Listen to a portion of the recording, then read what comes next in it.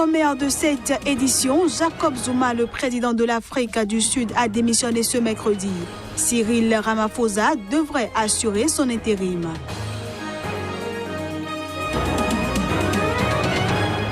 Au Tchad, 17 personnes ayant manifesté contre l'austérité et la mauvaise gouvernance ont été condamnées ce mercredi à 4 mois de prison ferme.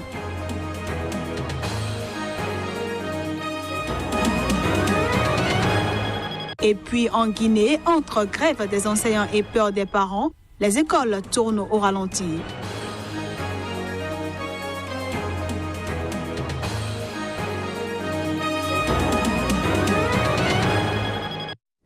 Voilà pour le sommaire. Bonjour à tous et bienvenue.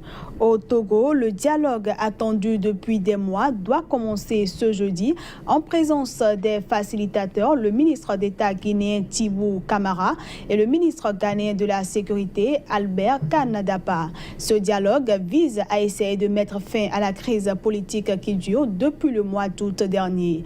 Mais les discussions politiques ne vont pas vraiment commencer ce jeudi. La journée sera consacrée aux travaux d'un comité préparatoire. Ce mercredi, l'archevêque émérite de Lomé et ancien président de la Conférence nationale en 1991, Monseigneur Philippe Fanoko Kadzro, a appelé le président Faure Gnassingbé à partir à la fin de son mandat en 2020. Abandon de poursuites contre 2 blogueurs critiques du gouvernement et libération d'un journaliste ainsi que d'un responsable d'opposition. Le parquet éthiopien en a ainsi décidé ce mercredi. Les autorités éthiopiennes ont en effet entrepris un vaste programme d'amnistie et de libération de prisonniers. Le journaliste Eskinder Nega et l'opposant Andualem Araj avaient été condamnés respectivement à perpétuité et à 18 ans de prison en 2012 dans le cadre de la législation antiterroriste éthiopienne. Ils avaient été accusés d'être liés à un groupe d'exposition exilé aux États-Unis, le Gimbo 7, considéré comme une organisation terroriste par le régime éthiopien. Quant aux blogueurs Befeqadu Haile et Nathanaël Feleke, ils étaient poursuivis pour incitation à la violence. La loi sur le terrorisme est régulièrement dénoncée comme trop vague par les organisations de défense des droits de l'homme. Elles y trouvent un bouc émissaire qu'utilisent les autorités éthiopiennes pour étouffer l'opposition politique et la liberté de la presse. Amnesty International a salué ces libérations survenues au lendemain de celle d'un des principaux responsables de l'opposition, Bekele Gerba. Toutefois, l'ONG appelle le gouvernement à libérer plus de prisonniers politiques. En Afrique du Sud, le très controversé président Jacob Zuma a annoncé ce mercredi soir sa démission avec effet immédiat. Ce faisant, il se plie aux ordres de son parti, le Congrès national africain. Les détails. Après des semaines d'un féroce combat avec son parti, le Congrès national africain, qui le menaçait d'un vote de défiance au Parlement, le président sud-africain Jacob Zuma a annoncé ce mercredi sa démission. Et ce, alors que son mandat n'expire que l'an prochain. Après une ultime bravade télévisée dans l'après-midi ce mercredi, le chef de l'État a mis fin en soirée à la crise qui paralysait le pays. Même si je suis en désaccord avec la direction de mon organisation, j'ai toujours été un membre discipliné du Congrès national africain. I've served the people of South Africa to the best of my ability. J'ai servi le peuple sud-africain au mieux de mes capacités. Je lui suis éternellement reconnaissant de m'avoir confié la plus haute fonction du pays. Mais lorsque j'ai accepté la fonction, j'ai compris et je me suis engagé à me soumettre à la loi suprême du pays, la Constitution. I have therefore come to the decision to resign as president of Aucune vie ne doit être perdue en mon nom et l'ANC ne doit jamais être divisée en mon nom. Je suis donc venu à la décision de démissionner de mes fonctions de président de la République avec effet immédiat. I have always been a disciplined member of the ANC. À la tête de l'ANC depuis décembre dernier, Cyril Ramaphosa devait être élu par le Parlement pour succéder à Jacob Zuma dès ce jeudi, au plus tard vendredi. Ancien homme d'affaires devenu millionnaire, Cyril Ramaphosa a promis de relancer l'économie du pays désespérément atone et d'éradiquer la corruption qui gangrène son parti et le sommet de l'État. Le Tchad fait face depuis le 25 janvier dernier à une grogne sociale sans précédent. Grève générale illimitée à l'appel des syndicats, opération tintamarre de protestation des élèves et étudiants.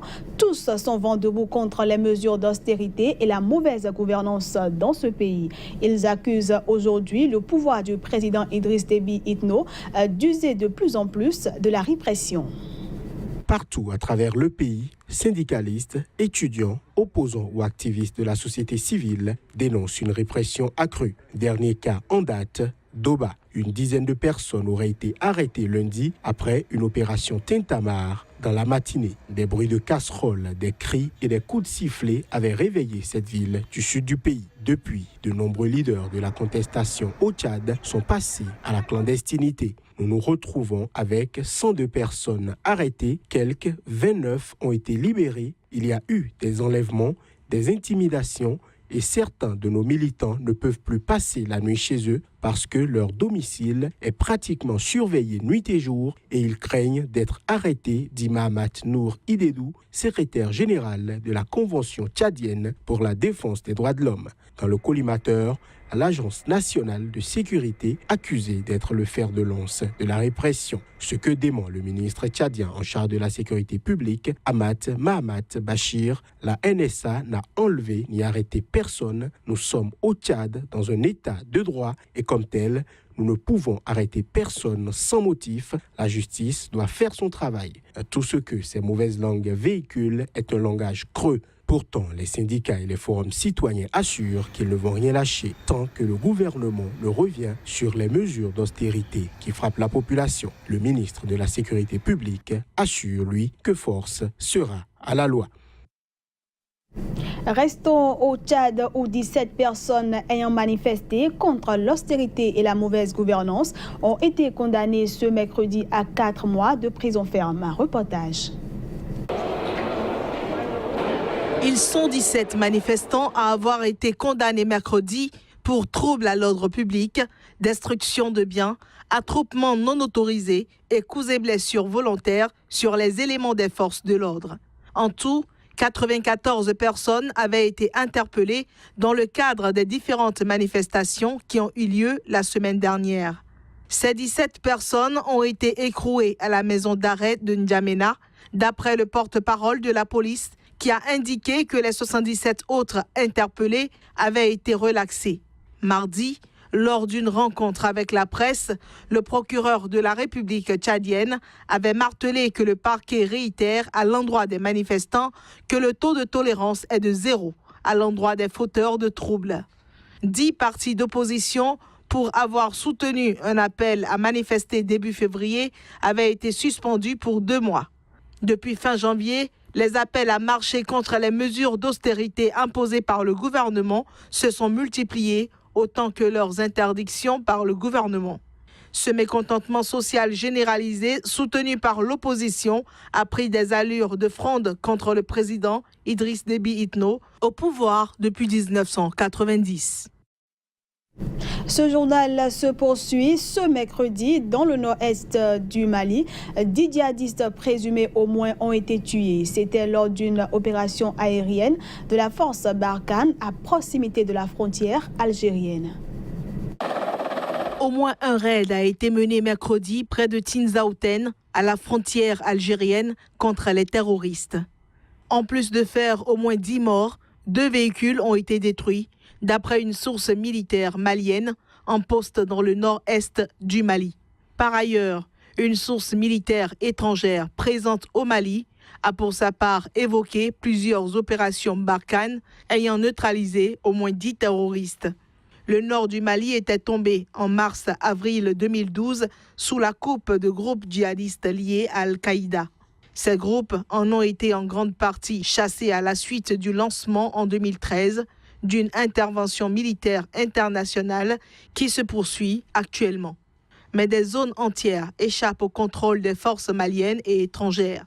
Ce, malgré la signature en mai-juin 2015 d'un accord de paix censé isoler définitivement les djihadistes dont l'application accumule les retards.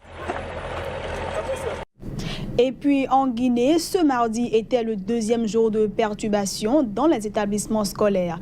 Après les mouvements meurtriers de février et de novembre dernier, le syndicat d'enseignants SLEG a de nouveau appelé à la grève depuis ce lundi. Plus de précisions à travers cet élément. À cette crise scolaire s'ajoutent les tensions post-électorales qui se poursuivent. Pour mémoire, 2 jeunes ont été tués lundi dans un quartier d'opposition. Conséquence, peu d'élèves et peu de professeurs dans les écoles. Mardi, des écoles qui tournaient au ralenti. Dans la cour du lycée Donka, seuls quelques enseignants sont assis sur le préau. Le chargé des cours d'économie fait partie des 9 professeurs présents sur 17 programmés. Quelques élèves révisent, mais les salles de classe sont quasiment désertes, assume le proviseur. Sur 770 élèves, seuls 58 sont présents. Je ne comprends pas, c'est une situation inédite. Il y a comme une morosité qui s'empare de tout le monde. Même constat au complexe scolaire de Ratoma. Ces établissements sont à proximité de l'axe, la route où éclatent souvent les affrontements en période de trouble. Parents ou enfants, tout le monde est terrorisé, déplore le président de la coalition des élèves. Aujourd'hui, les parents sont dans l'anxiété, laisser leurs enfants aller à l'école, surtout dans cette période de télescopage de crise. Je pense que le climat n'est pas favorable à une autre crise, affirme-t-il. Pour rappel, la crise au niveau du syndicat de l'éducation nationale perdure depuis 2017 et la Guinée sort d'une élection communale la semaine passée qui a fait des dégâts considérables et des pertes en vies humaines. Pour l'heure, aucun point d'accord n'a été trouvé entre les enseignants grévistes et les autorités. Et c'est la fin de cette édition que je vous remercie d'avoir suivi. À bientôt.